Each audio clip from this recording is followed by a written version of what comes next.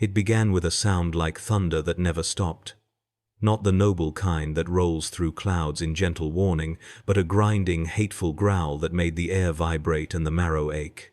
It came from the horizon, first distant, patient, relentless. Then it began to speak through the walls, through the floor, through the thin bones of our teeth. By the time we realized it was not thunder, it was already too late. From the upper levels of Hive Baraspine, we could see the storm coming. The horizon wasn't grey or gold, or the bruised purple of polluted dawns. It was green, a living green, sick and impossible. The color of mold, of infection, of something that grows when it should die. The Vox officers said it was atmospheric interference, a distortion of the upper smog. We believed them for about 10 minutes. The first impact changed that. I was still at my desk in the sub-administratum of the supply quarter, Sector 47B. My title, Adept Third Class, Logistics Accounting, had once meant something. My hands were trained to dance across data slates, feeding figures into an endless cycle of requisitions, shortages, and the polite lies that made them align. Paperwork was sacred. Numbers were divine order. And we were the Emperor's chosen clerks, maintaining the arteries of the hive so that the great Imperial heart might continue to beat. That was the catechism, repeated before every shift. But when the shell hit, all catechisms failed. The tremor threw me against the cogitator bank, and for a brief moment I thought I had gone deaf.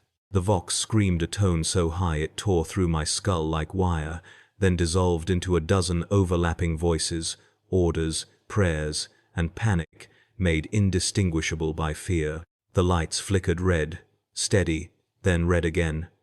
Emergency lumen strips stuttered alive.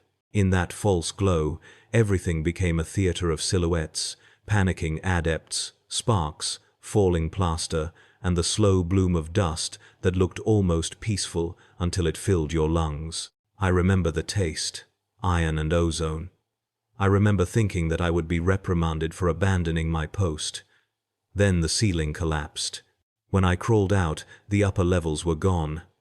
The viewports that once framed the smog horizon were shattered teeth in the hive's skull. Through them, I saw the world ending. The horizon was burning green. It wasn't light, it was fire. Emerald and gold, climbing the air like vines, twisting around clouds and turning them into grotesque sculptures of smoke. The Vox towers were on fire. The manufactorum stacks were vomiting black columns of mourning. And beneath it all, crawling toward the hive in vast, shifting lines, was the Ork horde. I had seen pict feeds before, blurred propaganda reels of Xeno's incursions, always accompanied by the confident voice of an Imperial narrator explaining how faith and discipline had triumphed. What approached us now bore no resemblance to those clean lies. It was not an army. It was an infection. The ground moved beneath them. They moved as if gravity itself were a joke, their engines coughing gouts of colored flame, their machines stitched together from the corpses of our own tanks and transports.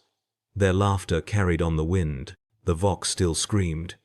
Somewhere above the din, an officer was shouting into a loudhailer, voice trembling as he invoked the Emperor's name between clipped orders. "Maintain position. Stay at your posts. The Emperor protects." I looked around and saw no one listening. Adept Sergeant Konar was already on his knees, whispering into a cracked data slate. Someone else was trying to drag the wounded clear of the rubble, but the ceiling groaned overhead, threatening to finish the job. I stumbled toward the exit corridor, clutching my slate like a relic. Habit, reflex, meaning. In a world built on documentation, even dying had to be recorded. I don't remember deciding to run. I only remember my legs moving, my robes torn, the static sting of dust in my eyes. The corridor walls shuddered as another impact rippled through the hive's skin. Somewhere deeper within the sector, a munitions depot went up in a chain of miniature suns. The pressure wave lifted me off my feet and threw me against a door control panel. I spat blood, fumbled for the release rune, and staggered out into the transit hall. It was chaos, a living, choking tide of humanity trying to flee down stairwells that no longer existed. Children, Hab workers, uniformed scribes, all pressed together into a single, mindless organism. Someone fired a las pistol to make space. The bolt seared past my face, close enough to leave the smell of burnt hair. I dropped the data slate then, not out of choice, but because someone's boot crushed my hand. I screamed, but no one heard. The thunder was too loud now. Somewhere above us, the hive's defense batteries finally came alive. Their great barrels rotated with a groan of ancient servos, spitting blue-white lines into the sky. The light strobed across the glassed ruins, illuminating faces that no longer looked human. The first salvo hit true green explosions blossomed in the clouds, where Ork landers were descending. But for every fireball that fell, 10 more came through. They fell like insects. Thousands, tens of thousands. Drop craft made from rust and teeth, screaming with engines that should not function by any logic known to man. They came in swarms, colliding with one another, laughing as they burned. I ran. Down stairwells slick with blood, through chambers where once serene statues of the Emperor now lay decapitated. The Vox speakers bled distorted hymns, words stretched into demonic parody. Blessed be the hand that files the tithe, for it serves his endless purpose. The voice glitched, repeated, and then broke apart into a shriek of static.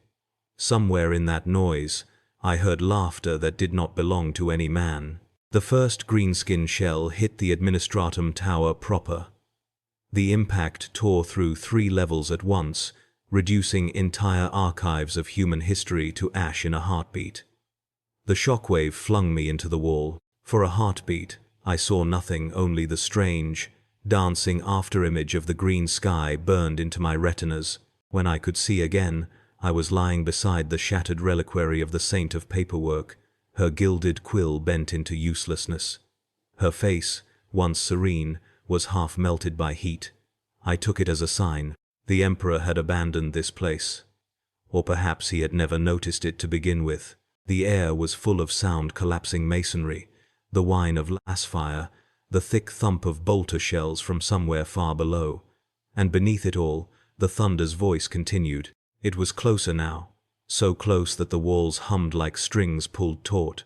A lift door opened beside me with a mechanical scream. A man stumbled out, covered in soot and blood, his uniform little more than rags. The outer defenses are gone. He howled at no one. They're in the Hab districts already. Emperor help us, they're laughing. He didn't wait for a response. He just ran. I followed. The corridors were choked with smoke and bodies. Some alive, most not.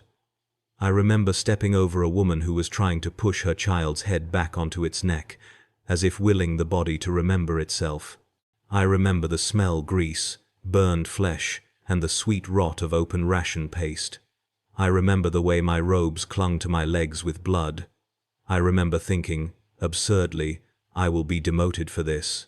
We reached the outer promenade just as the defense shields failed. For an instant, the world held its breath. The shimmering wall of energy that had protected Hive Baraspine for centuries flickered, thinned, and vanished. The wind howled in its absence, carrying with it the first true sound of the Waaagh. It was a voice, a million voices chanting, screaming, laughing. Words that were not words. A tide of sound that crashed against the soul and stripped away all meaning. We looked up, and the sky was no longer a ceiling of smog. It was filled with green fire and falling stars. The Orks had arrived. They came in crude drop pods, in screaming wrecks of ships that crashed with deliberate joy. They tore through the manufactorums, the hab blocks, the sanctums. They fell laughing into the smoke, swinging weapons the size of men. I saw one land in the street below, crushing 3 citizens before it even stood upright. When it did, it roared a sound that felt like the planet itself splitting open. Lasfire flickered against its hide, doing nothing. It reached down, grabbed a guardsman, and bit him in half. That was the moment I stopped believing in victory. I turned and ran again, this time without thought. The corridors shook as the Orks breached the lower levels. Gunfire erupted in the halls, punctuated by the occasional detonation of a grenade or the wet crunch of bone.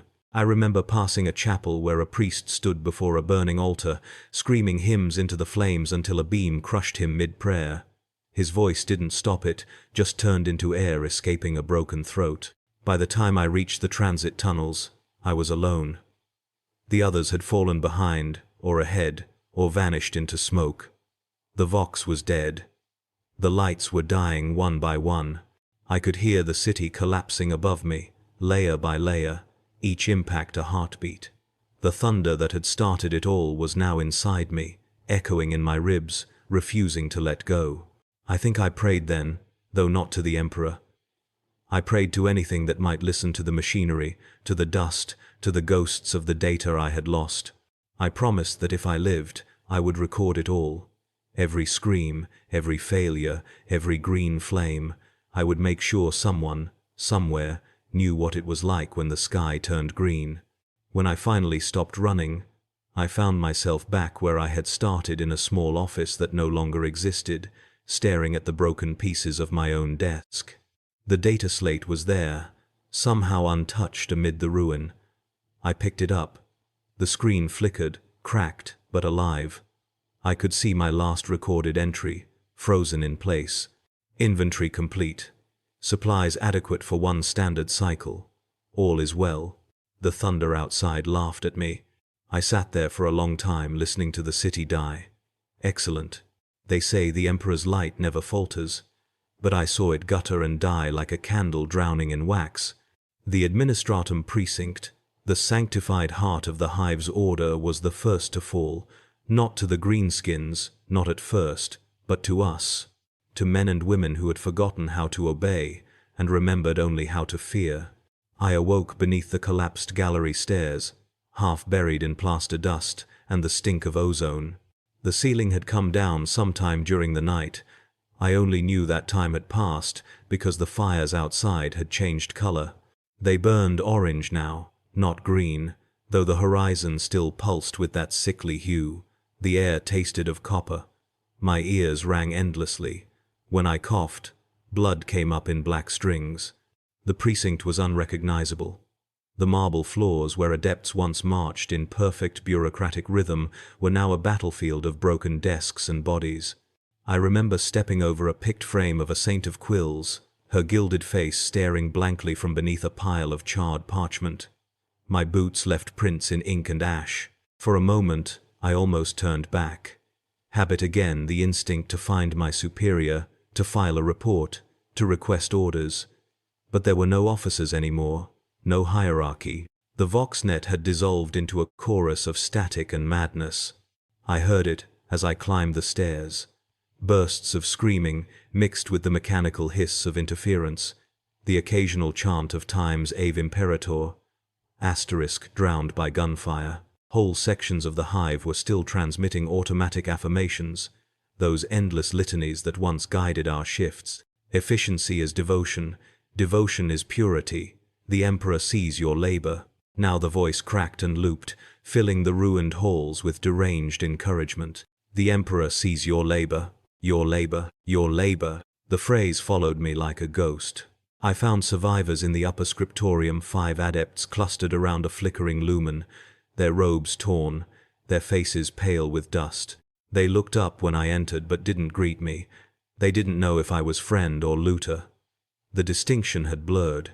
One of them, a woman whose eyes twitched constantly, as if counting invisible numbers, spoke first. "You have a weapon?" I shook my head. She nodded, almost approvingly. "Then you'll live longer than we will." They were feeding data into a half-functional cogitator, trying to transmit supply requests to the central Vox array.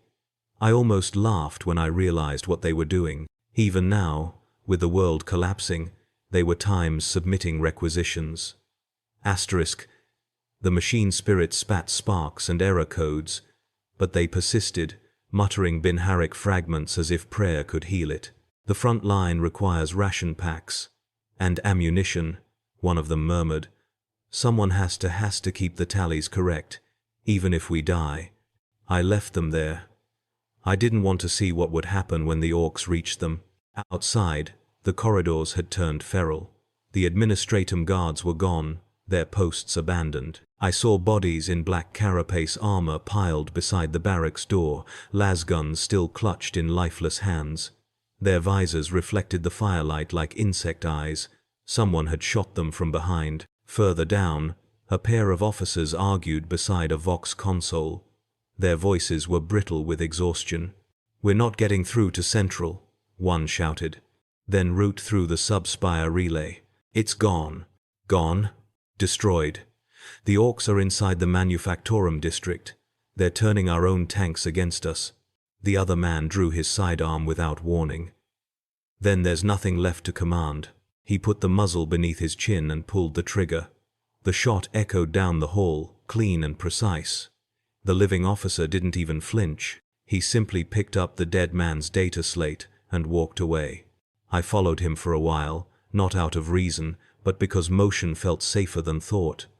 The hive was losing its mind. Every corridor whispered panic.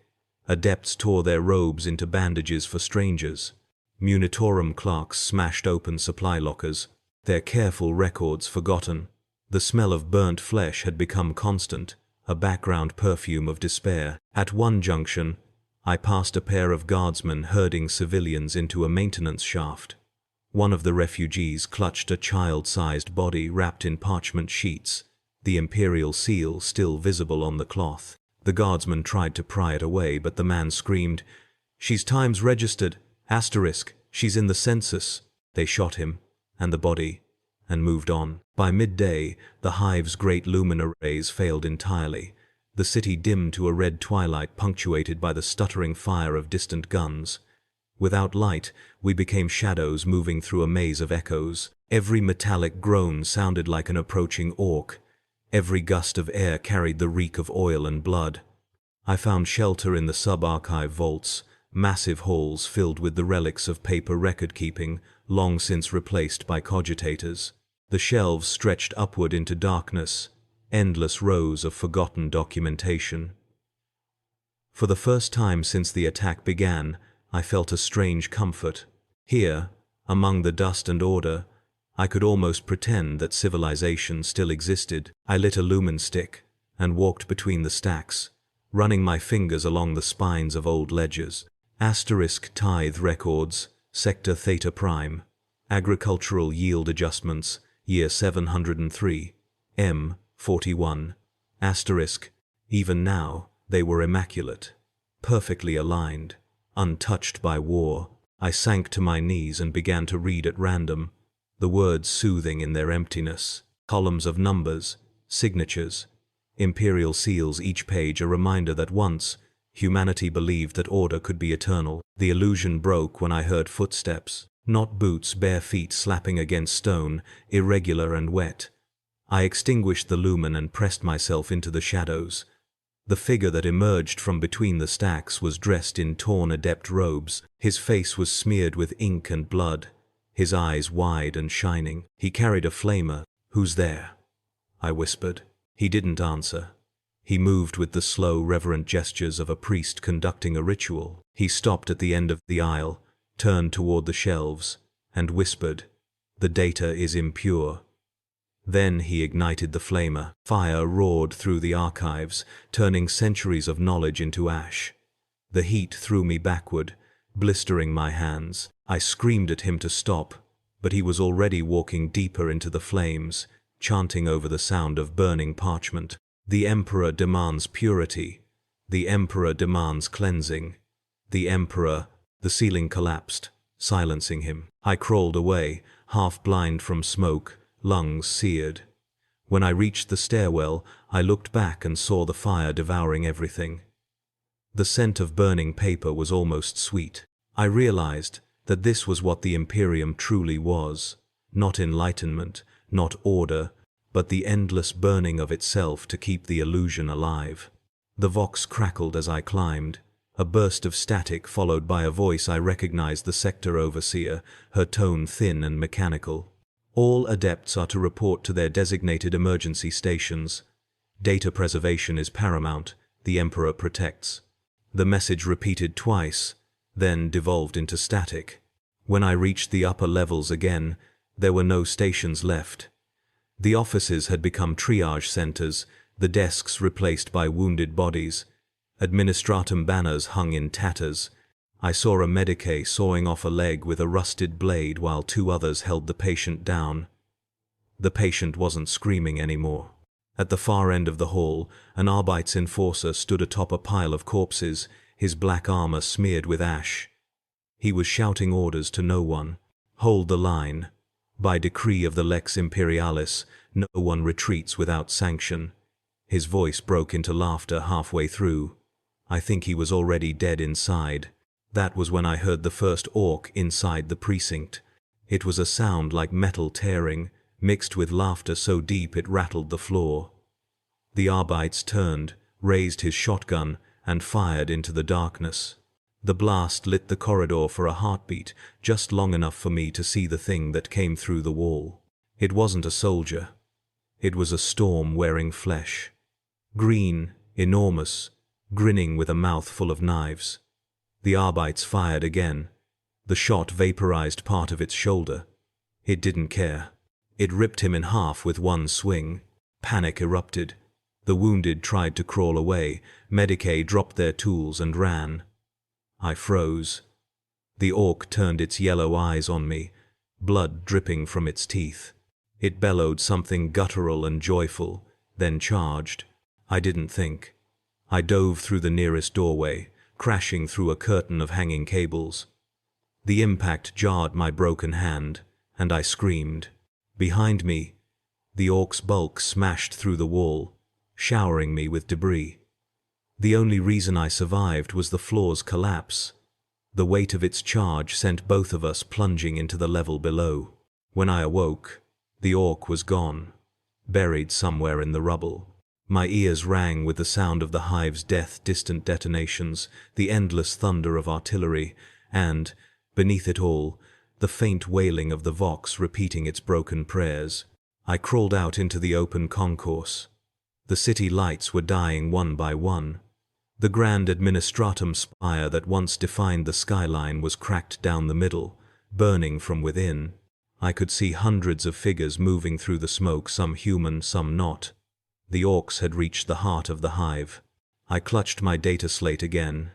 It was cracked but functional. I stared at the blank screen and began to type, because it was all I knew how to do. Is greater than asterisk.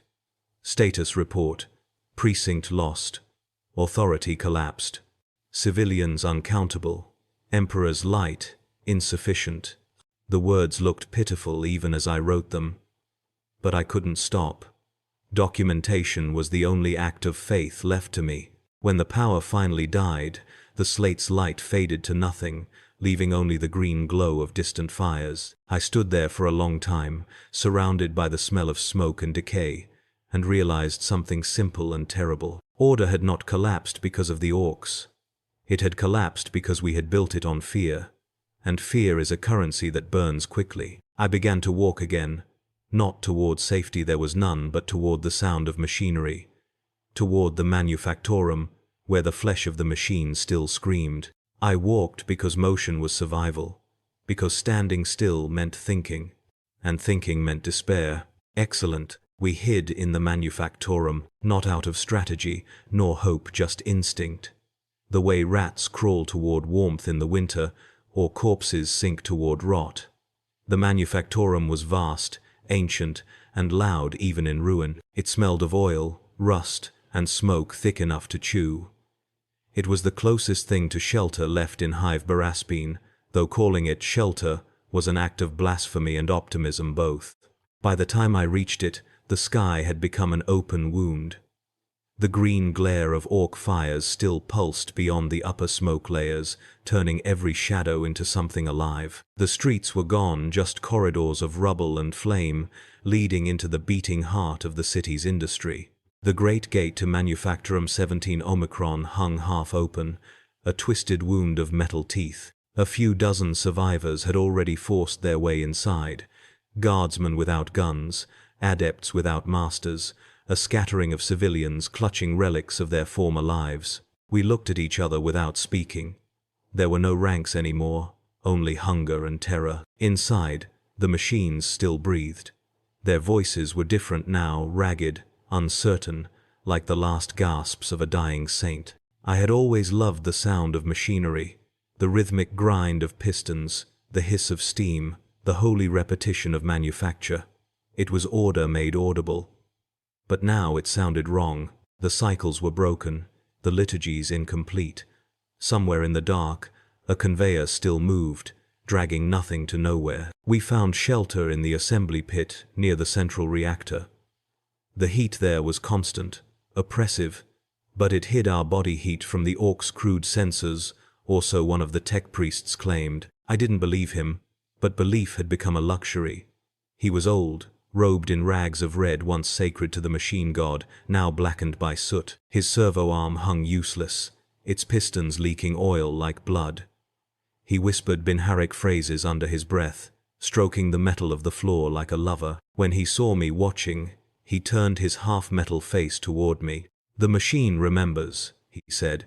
"It remembers the hands that built it, the voices that praised it. We will be safe here." I wanted to ask times for how long, but he had already turned away, whispering again to the floor. The air inside the manufactorum was thick with ghosts of labor. Every surface was dusted in the gray powder of spent ceramite and ground bone. The stench of lubricant clung to everything, mixing with the sweeter odor of decay from those who hadn't made it inside. I recognized a few faces among the dead administratum clerks I had worked beside, their robes now stiff with blood. They had fled here for order, just like me. The irony was exquisite. We rationed what we had, half a dozen water flasks, some nutrient paste, a box of candles, and whatever prayers we could still remember. Outside, the city howled. The Orks were tearing it apart piece by piece, and their joy was louder than any artillery. Sometimes, the floor trembled as one of their crude war machines passed overhead, shaking bolts loose from the ceiling. Each time, someone would flinch, someone else would begin to pray, and the tech priest would murmur, "Be still. The Omnissiah endures." He lied beautifully. By the third day, the noise began to change. It wasn't just explosions anymore, it was the voice of the manufactorum itself, waking up, trying to remember what it was. The assembly lines began to move again, driven by residual power or some fragment of spirit that refused to die. Conveyor belts dragged rusted components through the dark. Servo cranes twitched in half-hearted imitation of work. And through it all, the machine spirits groaned like dying men. We should have left. But the manufactorum was alive, and that meant warmth, light, and noise to drown out our thoughts. We clung to it. It was the only heartbeat left in the hive. Then the Orks found us. It began with a single, distant explosion too close, too deep. The floor shuddered, sending cascades of dust from the rafters. Somewhere beyond the reactor, something metallic screamed. We could hear their laughter even before we saw them. The greenskins loved noise, and the manufactorum was their cathedral.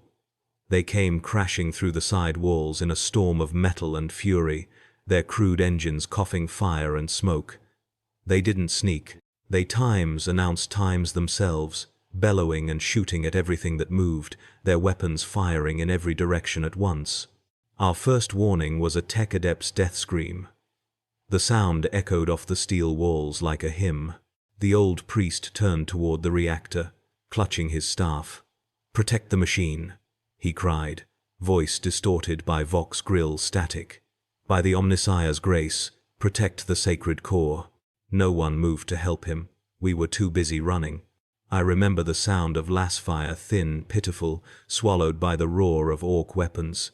Their guns spat death like laughter, each burst accompanied by gouts of light that painted the walls green. I saw one of them up close, a giant slab of muscle and metal, eyes like furnace coals, mouth split in a grin that seemed too wide to be real. He carried a weapon that looked like a piece of the manufactorum itself, a cannon crudely welded to a gearbox. When he fired, it tore the air apart. He hit the reactor casing. The tech priest screamed something in Binharic, some desperate prayer, some invocation of the machine's soul, and flung himself at the damage. Sparks erupted where his flesh met the metal. For an instant, he was illuminated, a saint in red robes, his augmetic eye blazing with holy light. Then the reactor vented. The blast took him, the Ork, and 2 of our number in a single burst of white fire. When my vision cleared, the air was thick with vaporized oil and ash. We scattered. I found myself crawling through a maintenance conduit, choking on smoke. Behind me, the manufactorum was collapsing in on itself, its pipes shrieking, its conveyors twisting like serpents. The sound was unbearable. It wasn't just destruction, it was agony. The machines were time's screaming asterisk. I pressed my palms to the metal walls, feeling their vibration. They pulsed like veins, hot and alive. I realized, in some mad part of my mind, that the manufactorum times was times alive. It had always been alive. The difference was that now, it knew it was dying. By the time I reached the lower chamber, I could barely breathe. The air was thick with burning plastic and blood. I stumbled into a side passage where a group of survivors huddled 2 guardsmen, a woman in a torn medicae coat, and a servitor whose chest cavity had been half exposed. They turned on me with fear in their eyes, weapons raised, until they saw I was unarmed. "Where are the others?" one of the guardsmen asked. "Gone," I said. My voice sounded like it belonged to someone else. "The Orks. They're everywhere." He nodded as if that confirmed something he already knew. Then he sat down and began to cry. The sound was small and mechanical, as though he'd forgotten how. The medicae looked at me. Her eyes were rimmed with soot. "You were administratum, weren't you?" I nodded. "Then write this down." She gestured toward the servitor. "Serial 602 beta, logged as deceased. Cause of death, continuation." The servitor twitched, its half-human face blank. The medicae placed her hand over its exposed heart. "They keep working," she whispered, "even when there's nothing left to work for." That night, or what passed for night beneath the endless fire, we heard them again. The Orks had moved deeper into the manufactorum, using our machines as their playground. They tore apart cranes and conveyors, reassembling them into crude effigies of themselves. I could see the flicker of their torches through the vents, sparks dancing like infernal stars. Each time a machine groaned or a pipe burst, they laughed. The woman beside me whispered prayers to the Emperor until her voice broke. I tried to join her, but the words wouldn't come. The old prayers felt hollow now, worn smooth from repetition. I realized I couldn't remember his face anymore, only his name. When dawn came, if dawn still existed, the noise faded. The Orks had moved on to some new target. We emerged from hiding to find the manufactorum unrecognizable. Whole sections were melted slag. The air shimmered with heat and radiation. The machines that still functioned did so in madness, performing broken tasks without purpose. A conveyor belt dragged a line of corpses toward a furnace that no longer burned. A crane arm lifted and dropped the same piece of debris again and again, as if trying to relearn motion. The servitors wandered in circles, their augmetic limbs spasming, their monotone prayers glitching into fragments. "By the Emperor, protecting." I wanted to weep, but the air was too dry. The medicae died some time after that, her lungs filling with soot. The guardsmen disappeared into the lower tunnels, promising to find an exit. They never returned. I was alone again, surrounded by machines that didn't know they were dying. I sat beside the reactor's cracked shell and opened my data slate. Its power cell was nearly empty, its surface blistered with heat. Still, it worked. I began to record. "Is greater than asterisk. The manufactorum breathes still. The dead serve. The Orks have left, but the machines are louder than ever. The tech priest is gone." I think he was right. The machine remembers. It remembers our touch, our prayers, our blood. It remembers everything. Asterisk. The words blurred before my eyes. I think I slept, though the dreams were filled with metal voices and green fire. When I woke, I didn't know how much time had passed. The manufactorum was silent, truly silent. It felt wrong. Like the moment a heartbeat stops, I listened for the hum of gears, for the pulse of pistons, But there was nothing, only the distant echo of orc laughter somewhere far above, and in that silence I felt something colder than fear, understanding. The machines hadn't died. They were time's waiting. Asterisk. Listening. Remembering. When I touched the metal floor, it was warm. I whispered a prayer I didn't believe in, and for a moment I thought I heard it whisper back. There was no night anymore, only the glare of fires and the color of gunfire. Even the smoke glowed thick, phosphorescent, alive with sparks and spores and ash that rained down endlessly from the upper hive. The orcs had made war into weather. It rolled over us in waves, sound first, then heat, then the bitter stench of promethium and blood. When it passed, all that remained were ruins and the scurrying of those too stubborn to die. I became one of them. The manufactorum had fallen silent behind me. The orcs had stripped it for metal and amusement, leaving only heat and ghosts. I don't remember leaving. One day I was there. The next I was crawling through the wreckage of Sector Delta 4, my clothes stiff with dried blood and my ears filled with the sound of endless laughter. The greenskins never stopped laughing. Even in death their corpses seemed to grin. The streets, or what remained of them, were a maze of collapse. Buildings leaned against each other like dying men. Vox poles sparked uselessly, sending broken messages into dead air. Every shadow seemed to breathe. I carried my data slate still, though it was little more than a cracked relic. Its screen had shattered, its light gone, but it was weight I understood. Something to hold on to. Something mine. I learned to move like a rat. To listen before breathing. To eat only when the fires burned brightest, when the orcs' attention was elsewhere. I found caches of ration paste in crushed habs and drank rainwater that tasted of rust. The sky never cleared. It pulsed green and red, a diseased rhythm that marked no time, no season. The sun was a rumor. The city was no longer a place, it was a noise. The roar of the orcs was everywhere, sometimes distant, like thunder rolling through the bones of the hive. Sometimes close enough that the ground shook with each step of their monstrous war machines. I'd hear their voices rise in unison, chanting in their guttural tongue, and feel the walls vibrate. The rhythm of their violence became a clock of sorts. 1 bombardment, rest. 2 bombardments, move. It was crude, but it worked. I learned to sleep between bombardments. The silence between them was worse than the noise it meant they were hunting. Once, I thought I found refuge in the underhive tunnels beneath a collapsed transitway. The air there was thick and wet, full of fungus that glowed faintly blue.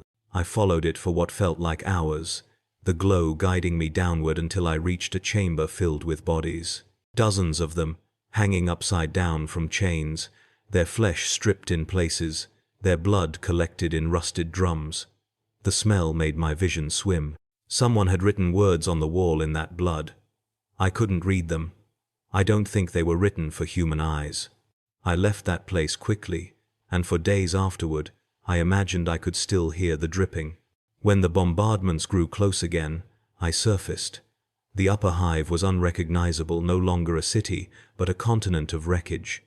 The orcs had built their own skyline from our bones. Great towers of scrap metal, crude idols of engines and skulls, reaching toward the green sky like a mockery of our spires. Their fires never dimmed.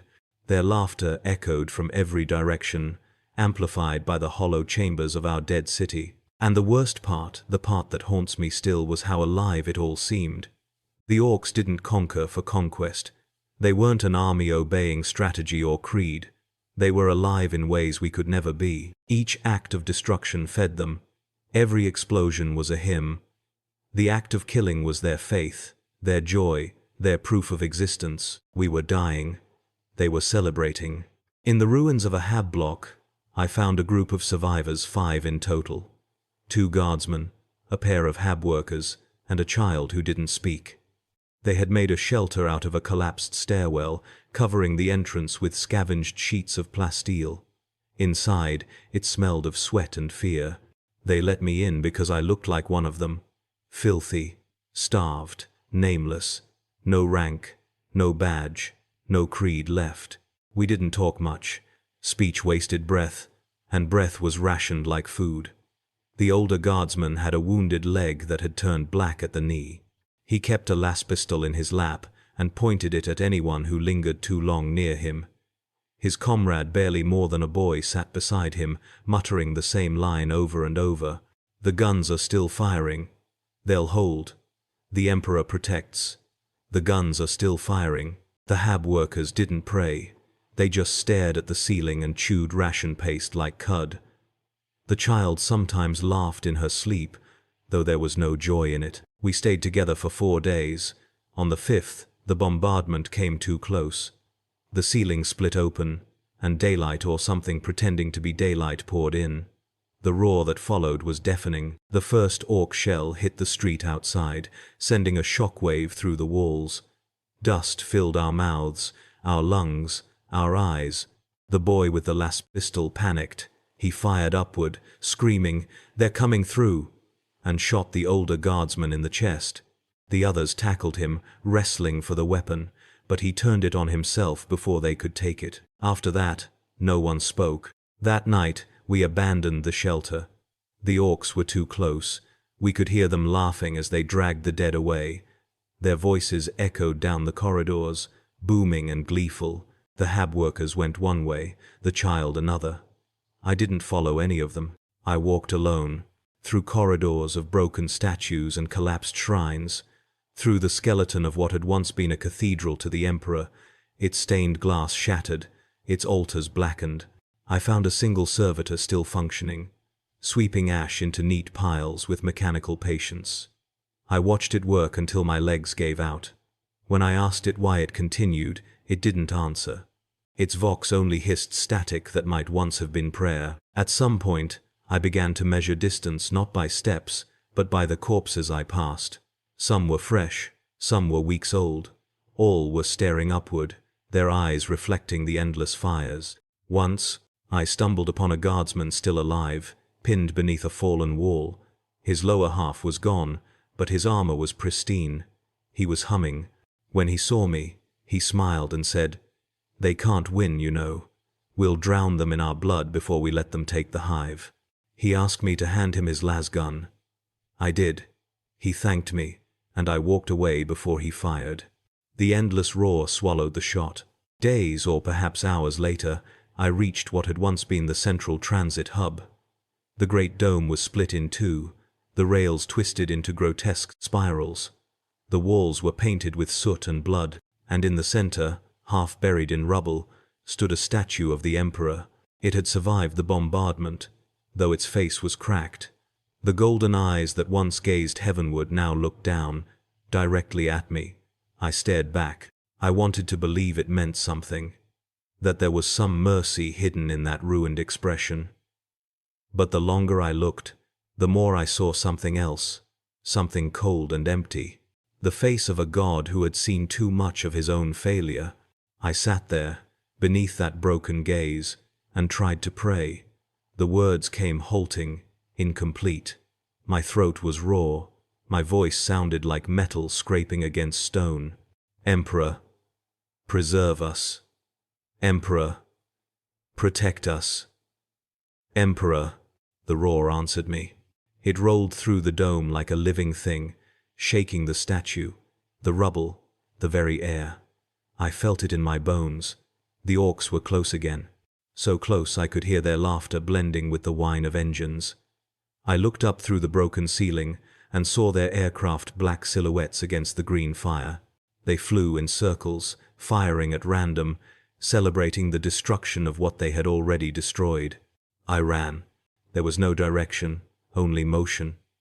My boots slipped on blood, on oil, on fragments of lives. I ran until my breath burned and my vision blurred. The roar followed, relentless. I could no longer tell whether it came from outside or from within my skull. When I finally stopped, I found myself in an alley filled with corpses. They were all facing the same way, as if they had been fleeing together and simply stopped living mid-step. The air was still. For a heartbeat, I thought the world had ended, that I was alone at last. Then I heard the laughter again, faint, distant, but there, always there. I sat down among the dead and closed my eyes. I told myself I would rest only for a moment, that I would move again when the bombardment began. But the roar was constant now, a single, unbroken sound that stretched across eternity. It became everything, the wind, the heartbeat, the thought. And in that roar, I understood. The Orks didn't fight for conquest or creed, they fought to exist. And the Imperium, for all its faith and order, fought to endure. Between those two hung everything human, trembling and temporary. When I opened my eyes again, I was still alive. The fires still burned. The roar still filled the air. It would never stop. Not until nothing was left to hear it. I used to believe that cowardice was a crime only the weak committed. That was the creed of the administratum, the sermon whispered beneath every oath. To falter is heresy. To flee is treason. But those who wrote such words had never seen a hive collapse under its own fear. They had never watched the emperor's servants gnaw on ration bars shaped like prayer scrolls while the sky screamed. When order died, cowardice became the only virtue left. The endless roar had driven me half mad. There was no silence anymore, only pauses in the noise, tiny breaths of stillness between the next blast, the next scream, the next collapse. The city had become an echo chamber of despair, and I had become a ghost haunting its carcass. I don't remember when I stopped trying to escape and began simply hiding. I found the ration cache by accident. It was buried beneath the wreck of a patrol transport in the lower Hab sector, sealed by dented metal and half a dozen broken purity seals. Inside were boxes of emergency provisions, compressed paste, water purifiers, and tithing forms still waiting for signatures. Someone had tried to preserve the illusion of imperial procedure even as the world burned. I ate like an animal. The paste tasted of rust and chemical stabilizers, but it filled the emptiness in my stomach long enough to remind me I was still human barely. I might have stayed there until the supplies ran out, but the Emperor's law finds even those who no longer believe in it. They came at dawn, or what passed for dawn under the green sky. 3 Arbites, their black armor dulled by ash, visors reflecting the fires outside. They moved with the mechanical precision of men who had seen too much and decided obedience was easier than thought. "Hands where I can see them," one barked. I raised them, trembling. "I'm just looting," another finished for me. Theft from Imperial stores during wartime conditions, punishable by summary execution or conscription, depending on the quota. They dragged me into the open, through streets that no longer smelled of humanity but of oil, iron, and decay. I tried to tell them I was administratum, that I had served faithfully, that I had filed requisitions and recorded losses, and believed. But they didn't care. My robes were torn, my rank sigil long gone, my words worth less than the dust beneath their boots. They brought me to what passed for their command post, a shattered plaza where the statue of some forgotten hero had been toppled to form a barricade. Dozens of prisoners were chained there, their faces grey with ash and fear. Behind them, an Arbites officer sat on a broken throne of debris, helm removed, eyes sunken with exhaustion. He regarded me for a long time. Then he smiled. It was a small, tired thing. Another one who thought the rules no longer applied. I tried to speak, but my voice failed. He gestured lazily. "Chain him to the wall. We'll need a distraction when the next push comes." That was my sentence, no trial, no prayer, no gunshot. Just a chain, and a wall, and the promise of being useful in death.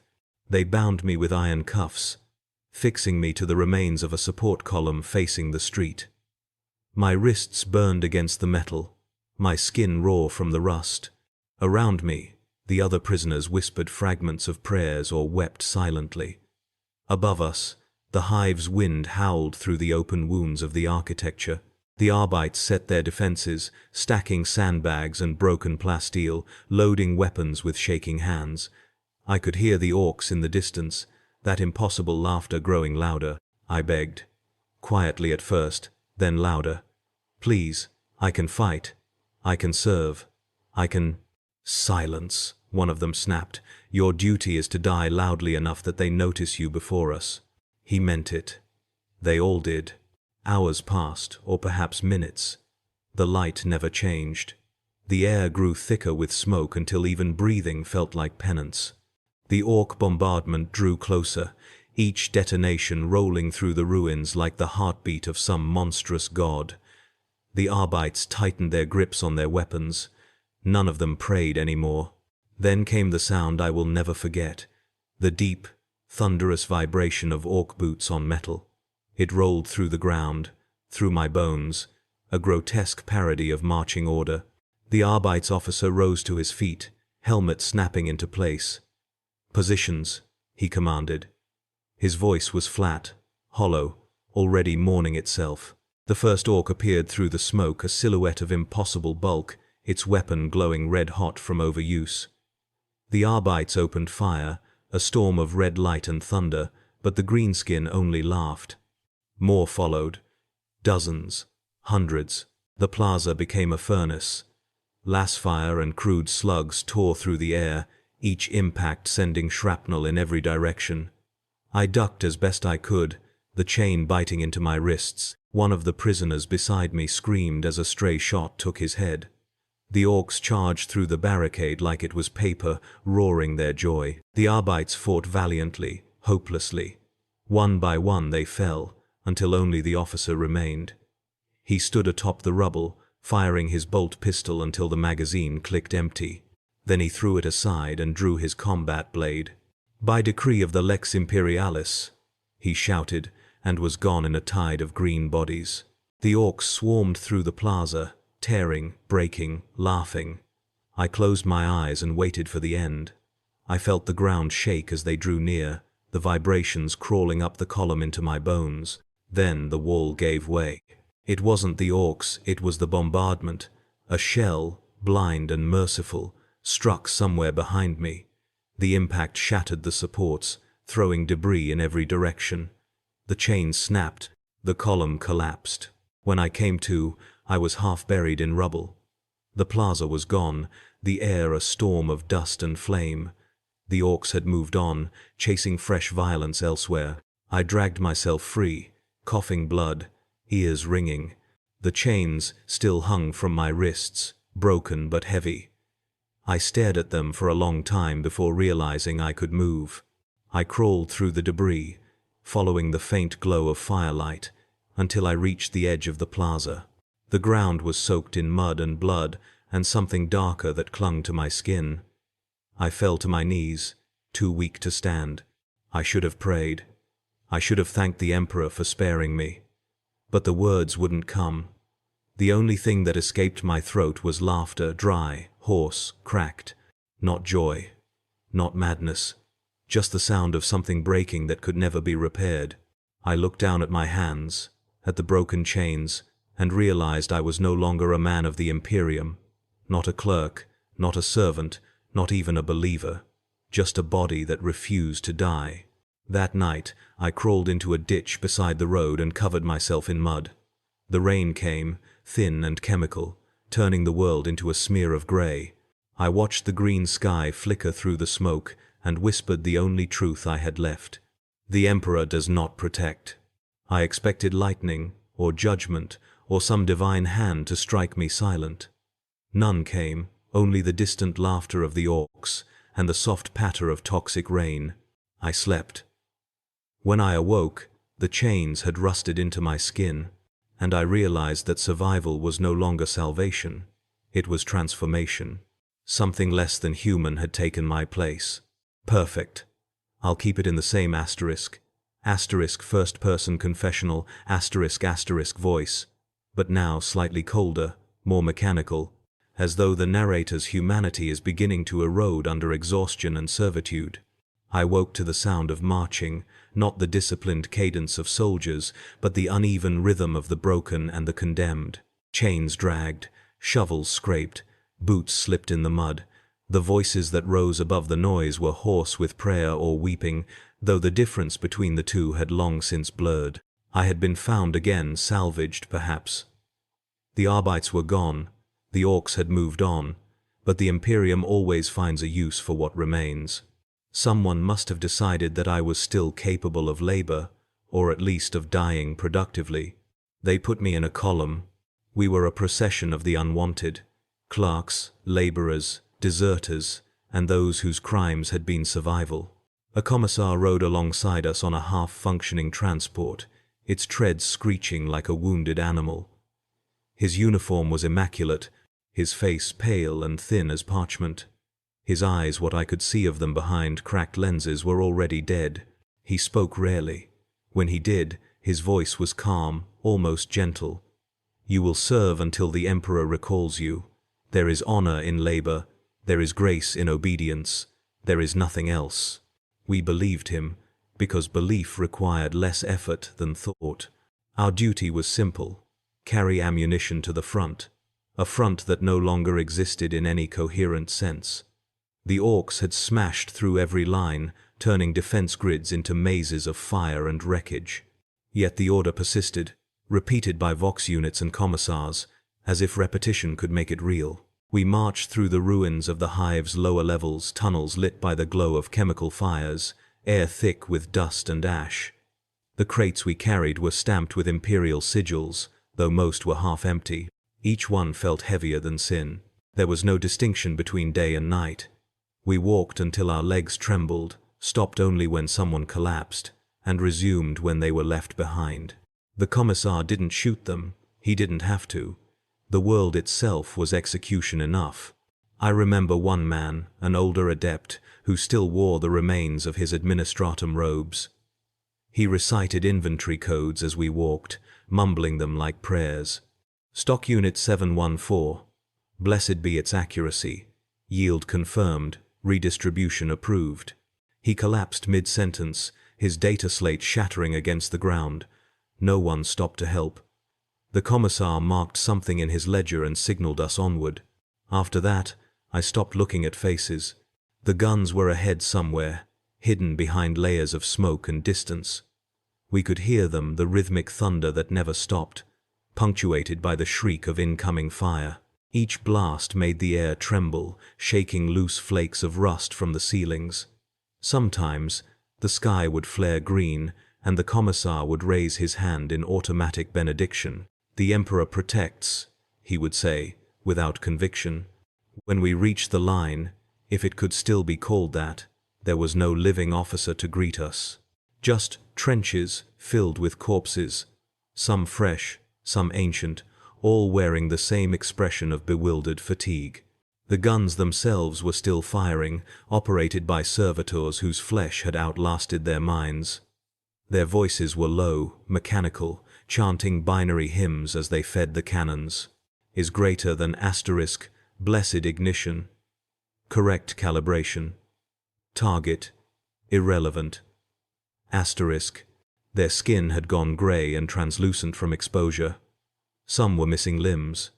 One had no eyes, yet turned his ruined face toward the sound of our approach as though he could see. The commissar saluted them. We followed his example. We unloaded the crates. The servitors didn't thank us. They couldn't. They simply continued their endless work, their gestures smooth and rhythmic. The shells they loaded glowed with a light that wasn't natural. Each shot sounded like a prayer being denied. I asked one of the laborers what happened to the men who had operated the guns before the servitors. He shrugged. "They work the same now. Dead or alive, it makes no difference. The shells still fly." That night, if it was night, the Orks attacked again. There was no warning. One moment we were resting, sitting in the mud, our backs to the trench walls. The next, the horizon erupted in fire. The guns screamed, the servitors screamed, the air itself screamed. The bombardment turned the world into a single unbroken flash of green and white. When it ended, half the trench was gone. The commissar's transport had been overturned, its hull split open like fruit. I found him inside, still seated, a bolt pistol in one hand and his ledger in the other. His eyes stared past me, unblinking. He had written one final entry on the page. "He's greater than asterisk. Quota met. Asterisk." I envied him. The rest of us were left without orders. The servitors continued their work, oblivious to the carnage, still chanting their mechanical hymns. Some of the laborers began to laugh. Others wandered into the fog, never to return. I stayed. For days, I helped feed ammunition to the guns. It was simple work: lift, load, retreat. The servitors never stopped. I began to mirror their movements, matching their rhythm, my thoughts dissolving into the sound of machinery. At some point, I realized I had started to whisper their prayers under my breath. Is greater than asterisk. Target irrelevant. Fire is faith. Motion is mercy. Asterisk. It was easier that way. Once, during a lull between bombardments, I noticed something strange. One of the servitors was missing half its torso, just wires and bone exposed, but it still worked, its hands moving automatically. When I leaned closer, I saw that its augmetic limbs were grafted from two different bodies. Flesh merged with metal, metal fused with rust. The dividing lines no longer made sense. I touched my own arm, half expecting to feel the same. My skin was cracked and gray. My veins pulsed with something that no longer felt entirely human. I began to wonder if the servitors were the lucky ones. They didn't remember. They didn't fear. They just worked. And that was enough. On the fourth or maybe the fifth night, the Orks broke through the defensive line completely. There was no alarm, no strategy, just chaos. The guns kept firing until the barrels melted, the servitors collapsing into the mud like exhausted saints. The sky was a whirl of smoke and tracer fire. I saw men torn apart, their blood mixing with oil, and for the first time, I couldn't tell which was which. The commissar's words came back to me then, unbidden. Asterisk. There is honor in labor. There is grace in obedience. There is nothing else. Asterisk. He had been right. When the Orks came over the ridge, roaring, I didn't run. I couldn't. My legs moved automatically, not with courage, but with the simple inertia of repetition. I lifted another shell. I placed it into the breach. I stepped aside. The servitor beside me turned its ruined face in my direction. Its vox crackled. Is greater than asterisk. Continue. Asterisk. And I did. When the gun finally jammed, when the Orks were almost upon us, the servitor reached for a tool that wasn't there. I saw its arm freeze mid-motion. I heard its binary chant falter. Then it simply stopped. Something inside me broke, then not with sound, but with silence. I picked up its tool. I tried to fix the gun. I didn't even know why. Maybe because motion meant life. Maybe because stopping meant death. When I looked up again, the Orks had already passed me by, chasing new prey. They hadn't even noticed I was there. I stayed by that gun for what felt like eternity, feeding it shells when it worked, praying to it when it didn't. The servitors decayed around me, one by one, until I was alone. But the gun still stood. The gun still times worked. Asterisk. And so did I. Now, when I think back on those days, I can't remember the faces of the others. Only the rhythm, the endless, mechanical rhythm of labor and obedience, the sound of shells sliding into place, the whisper of binary prayer, the steady heartbeat of the machine that didn't care if its servants were dead or alive. Sometimes, in the quiet, I still hear the commissar's voice. Asterisk. You will serve until the Emperor recalls you. Asterisk. I think he forgot. Excellent. There came a day when the roar stopped. No one could say when exactly. The world simply exhaled and didn't draw breath again. At first, I didn't notice. My ears had learned to fill silence with ghosts of sound, the distant crack of guns that weren't firing, the chant of servitors long dead, the clank of chains that existed only in memory. But eventually, I realized that the air had changed. It was still. The earth didn't tremble anymore. The wind carried no laughter, no screams. That was the day the Waaagh moved on. They left as suddenly as they had come, drawn toward some new horizon of slaughter. They took their noise with them, and what remained was worse. Silence is a kind of gravity. It drags at the bones. It makes every motion feel too loud. I remember standing by the gun pit, staring at the corpse of the servitor beside me. It was still upright, head tilted slightly toward the east, as if waiting for orders that would never come. Its flesh had dried into parchment. Its augmetic eye flickered weakly, projecting meaningless numbers onto the mud. I envied it its purpose, however small. The air smelled of old smoke and oil that had gone rancid. The sky, if it could still be called that, was a smear of brown and green, lit from within by slow lightning that never touched the ground. The bombardments had churned the soil into a black sludge that swallowed boots and memories alike. I began to walk. There was nowhere to go. But standing still felt blasphemous. The world demanded motion, even if it led nowhere. Each step made a wet sound, like breathing through blood. I passed the remains of the column, the laborers, the adepts, the commissar's overturned transport, all reduced to forms, shapes, outlines in the mud. Some had dried into statues, preserved mid-motion by ash. Others had sunk entirely, leaving only their chains above the surface like grave markers. I spoke to them as I passed. Not prayers, not words of mourning, just acknowledgement. "I remember you," I said, though I wasn't sure it was true. The hive stretched before me in ruin. Buildings stood like broken teeth.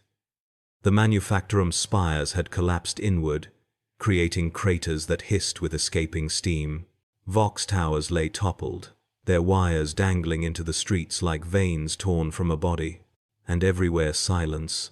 No orks, no arbites, no commissars, not even carrion birds, just the slow hiss of cooling metal and the occasional whisper of wind through hollow things.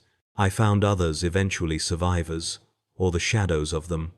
They moved like ghosts, silent and slow, their faces hidden by dust and exhaustion. No one spoke at first. Language had become too heavy, too full of the memory of orders and prayers that had led nowhere. We gathered near the ruins of what had once been a chapel. Its roof was gone, its altar shattered, but the stone walls still stood. Someone had painted words there in soot. "Is greater than asterisk. The Emperor is watching. Don't look back." Asterisk. We didn't. We lit a fire from broken pews and sat around it like penitents. The flames gave no warmth. They only made the shadows move. One man wore a commissar's coat, though it was several sizes too large. He said nothing, just stared into the fire with the expression of someone trying to remember how to see.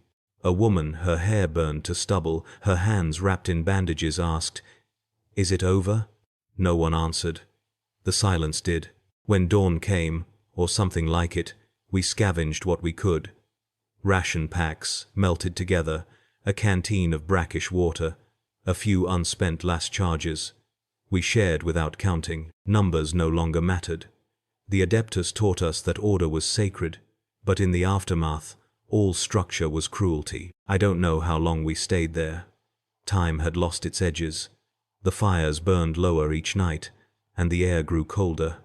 The green glow that had haunted the sky began to fade, replaced by a dull gray mist. It should have felt like hope. It didn't. Hope implies direction. All we had was aftermath. One evening, I found a puddle of oil near the wreck of a transport. The surface was perfectly still, a black mirror.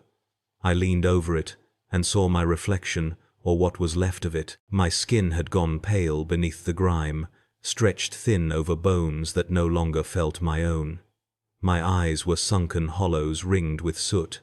When I smiled, the movement felt alien. I realized then that survival had cost me something irretrievable. I wasn't sure when it had been taken, or if I had offered it willingly. The silence pressed closer each day. It wasn't peace, it was judgment. Every noise we made felt like sacrilege, the crack of a twig, the cough of a dying breath. The woman with the bandaged hands began to speak less and less. The man in the commissar's coat stopped sleeping. I think he waited for orders even then, listening for a voice that would never come. When he finally walked into the mist one morning, none of us followed. We just watched until he vanished. After that, the group began to thin. Some wandered off into the ruins, chasing the echo of remembered streets. Others simply lay down and stopped waking. The silence swallowed each of them in turn. I stayed. I don't know why. Maybe I was afraid that if I moved, the world would notice and start killing again. There was a day, a rare clear one, when the sun broke through for the first time since the invasion. Its light fell across the ruins, illuminating the towers and the ash and the bones. It should have been beautiful. It wasn't. The sunlight revealed the scale of what had been lost.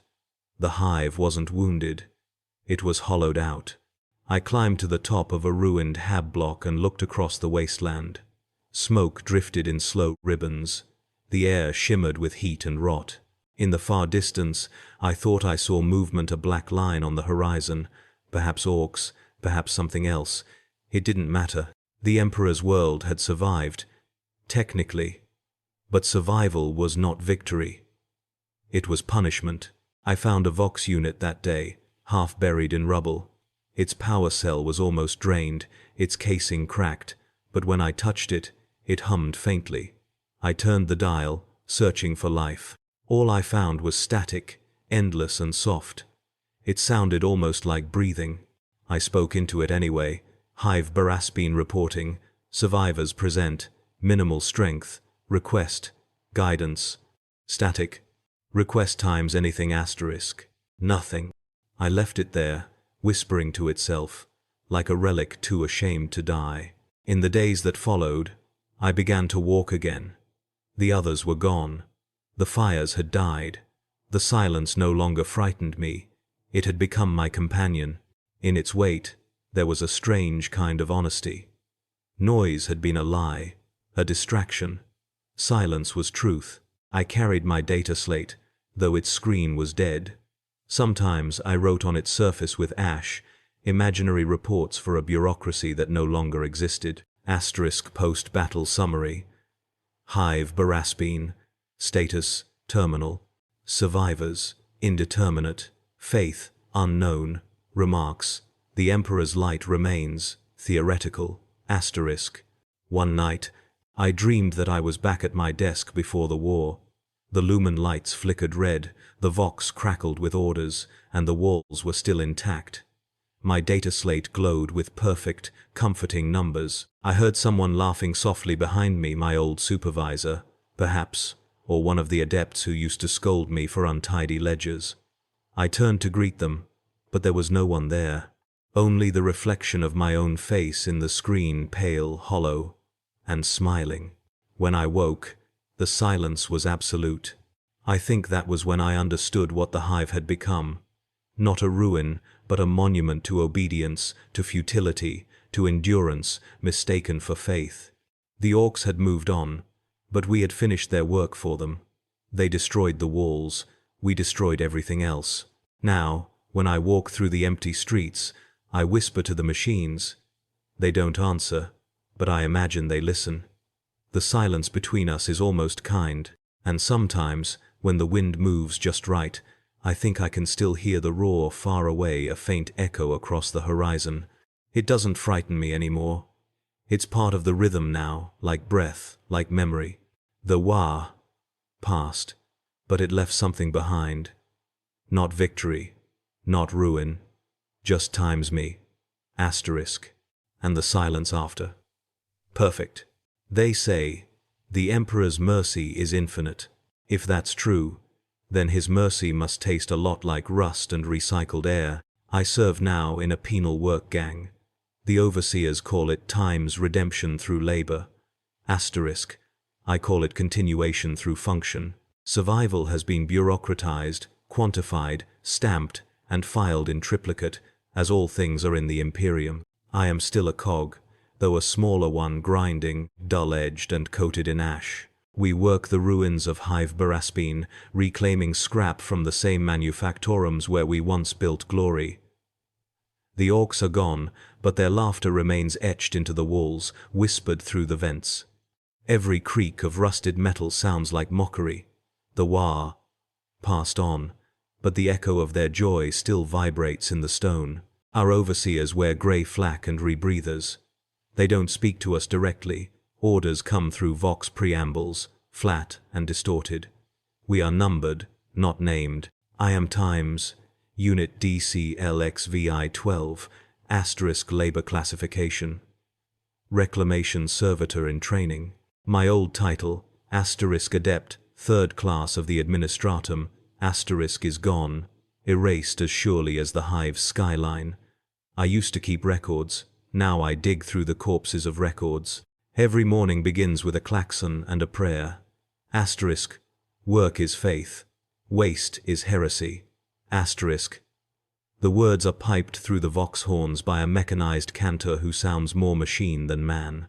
We recite them automatically, lips moving to a rhythm older than thought. The overseers say we should be grateful that we have been spared for purpose. I laugh when they say that. Quietly, under my breath. The sound earns me a blow from a shock prod more often than not, but I can't help it. The absurdity of it all, the idea that this times is mercy, sometimes rises up like a fever. We spend our days knee-deep in the remains of the hive, sorting scrap from sanctity. Metal goes to the forge, bone to the recycler, relics to the overseers. Once, I found a data slate buried under a slab of concrete. The screen was cracked but still faintly luminous. Out of habit, I tried to access it. The display flickered, showing a single phrase before dying forever. He's greater than *. Efficiency is devotion. I almost wept, not from sadness, but from recognition. The words were familiar, like the voice of a dead friend. At night, we sleep in the shadow of the broken spire. Its top half lies on its side, a mountain of marble and rebar. The wind howls through the gaps, producing a sound that could almost be mistaken for music. Sometimes, I imagine it's the Emperor himself, whispering something I can't quite hear. More often, I think it's just the hive sighing in its sleep. Sleep. That word still feels foreign. When I close my eyes, I see green skies and hear the laughter of giants. I see the commissar's empty gaze, the tech priest's devotion, the servitors that worked until their flesh gave out. And beneath it all, the silence that followed, the silence that never left. They tell us we are free to earn redemption. Every ton of scrap recovered brings us closer to release, though no one has ever seen a freed worker. Perhaps they ascend, perhaps they are simply replaced. I don't ask. Questions are inefficient. My body is changing. My hands, once soft from decades of writing, are now calloused and cracked. My left leg hums faintly when I walk, a mechanical brace installed after a collapse crushed the bone. The overseers called it an times augmentation reward. I call it an introduction. We all become servitors eventually. It is the natural end of labor. When the flesh wears thin, the machine remembers the shape. The line between life and function fades.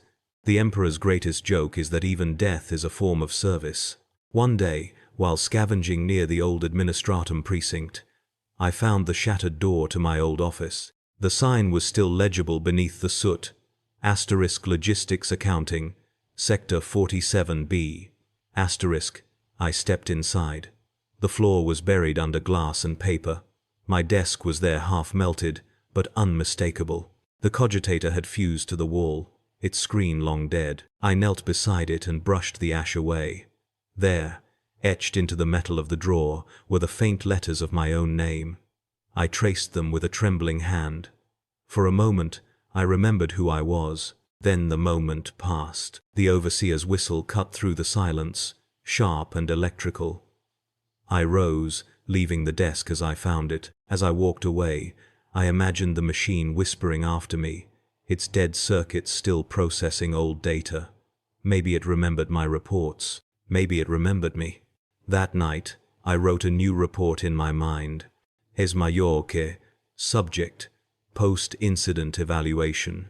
The distrons of hive status, irrecoverable, is greater than * personnel, expended, * is greater than * moral outcome, ambiguous, * is greater than * notes, the Emperor's mercy endures, though its methods remain unclear, * We were told the skies would clear one day, that the storms would subside and the stars would return.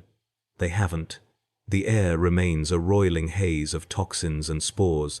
The green light has faded, but its ghost lingers, a soft, sickly hue that stains every dawn. Occasionally, a transport ship passes overhead, its engines screaming through the clouds.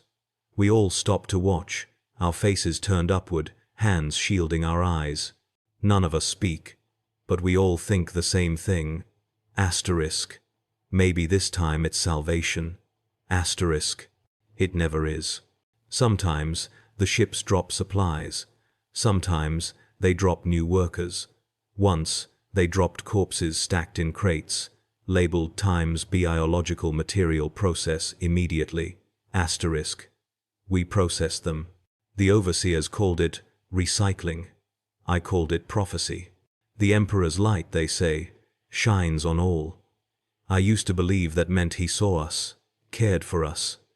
Now I think it means only that his light burns so bright that it blinds everything beneath it. If he watches, he does so through closed eyes. I no longer pray. The words have worn smooth, their meaning dissolved by repetition. But sometimes, when the workday ends and the siren calls us back to barracks, I look out across the wasteland of the hive and feel something close to reverence. Not for the Emperor, not for the Imperium, but for the endurance of ruin itself. The Orks came and went, but the hive remains. Broken, poisoned, still breathing. Like me. One evening, a storm rolled in from the wastes, a green storm, faint but familiar. The sky split with lightning that illuminated the ruins in flashes, each one freezing the world in a tableau of decay. I stood in the rain, letting the acid sting my skin, and laughed again. The others stared. "Why do you laugh?" One of them asked a young worker, her eyes still bright with fear. "Because," I said, "we are the Emperor's joke." She didn't understand. None of them did. I wasn't sure I did either. Later, when the storm passed and the world sank back into grey, I sat alone beside the broken spire. The air hummed faintly with static from the Vox towers, a sound like distant breathing. I imagined it was the hive speaking to me, telling me to keep working, keep living, keep remembering. So I do. Each day I dig. Each night I write invisible reports in the air. My slate is gone, my records erased, but the act persists. Documentation as devotion, memory as machinery. Sometimes I wonder if anyone will ever read them, if some future adept, centuries from now, will uncover the ruins of Hive Barraspine and find my bones, my chains, my words carved into rusted metal. Maybe they'll file it under Time's imperial losses. Acceptable. Asterisk. Maybe they'll call it faith. As for me, I no longer know what faith is. I know only continuation, the slow, grinding persistence of existence. I survived the Waaagh, but I am not the same species that began this tale. I am the residue of faith, the echo of bureaucracy, the sigh of a world that refuses to die properly. And sometimes, when the machines sleep and the silence settles deep, I can almost hear the Emperor laugh.